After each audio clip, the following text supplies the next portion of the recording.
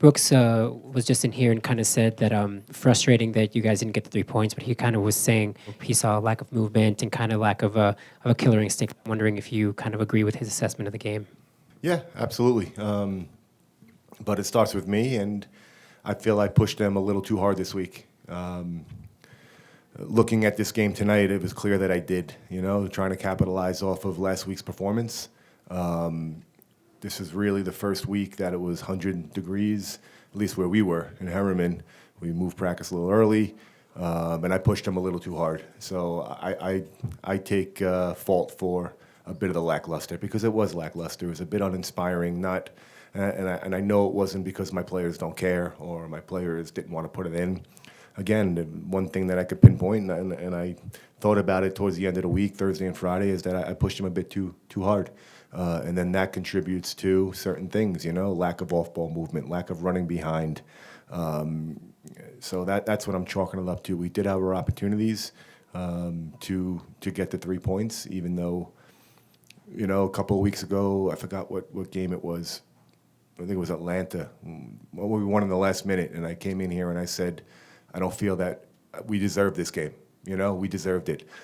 Tonight, I feel that we could have won it, but looking back on it, and I have to look at it again, perhaps 1-1 draw is a correct outcome. Going down 1-0 to Minnesota, getting that tie, does that feel like at least a bit of a success? Are there positives you can take away from the game? No, it doesn't, to be honest with you. How many, Minnesota, to their credit, very good team compared to last year. Adrian has done a phenomenal job with that team. I think this is 7 or 8 game unbeaten now, I believe it is. Anybody? I think it is. Yeah, something like that. But we talked all week about statistically, and again, I put a lot of stock, but not a ton of stock in statistics. But they are the 4th poorest passing team in the league. Sloppy, giving balls away. And they did give a lot of balls away tonight, and we just didn't capitalize on it. So it's a tale of 2 weeks from last week to this week. And again, I have to go back and look at myself first. And I firmly believe that I pushed them a little too hard this week, and that contributed to the lackluster at times, what it looked like. With 2 games this week, how do you compensate for that, pushing them too hard this week? Do you pull back a little bit this upcoming week, or? Well, this upcoming week, training is, because we have 3 games a week, training is basically non-existent. It's walkthroughs. It's just getting their legs going. So I'm not worried about Monday and Tuesday practice, not preparing, and then Thursday and Friday putting too hard. It's not going to happen. But I will say this, is that this organization is putting a lot of stock into this tournament that we're in starting Wednesday. So I'm not even looking at Dallas right now. I'm looking at Tigre's assessment tomorrow on who's healthy and who's feeling all right, and then Monday and Tuesday, and then make some decisions. Corey came in, I think, 57th or whatever minute for Bofo, and it looked like Corey was kind of playing up top versus Demir playing there earlier. I guess, what was the kind of decision-making process there, and how do you think that maybe changed the complexion of the game, if at all?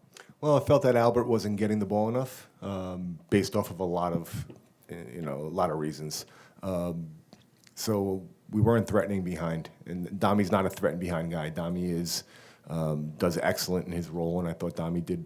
If I had to point to a couple of players tonight, I'd point to Kyle, Everton, Sava, and Dami, and guys along the back too. But we weren't threatening behind, and Albert was not finding the pockets to get the ball, so we felt moving him out wide would get Albert the ball more, and we felt that moving Corey up top would stretch him a little bit. That was the reasoning behind that. Marcelo obviously had the goal, but the shift he put in on the back line and also getting up and being in position to score that, what kind of a night did he have in your eyes? Marcelo is somebody who I can relate to because he's cut from the same cloth as me. He's a no-nonsense, hard-working, hard-tackling type of defender who knows what he's good at and knows what he's not good at. Let's put it that way. How I did when I played.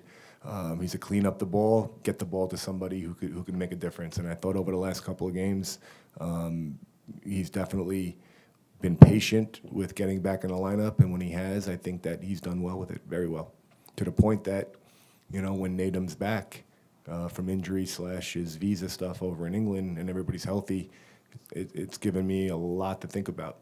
There's no guaranteed 2 center backs right now because of the way Marcelo came back in and performed.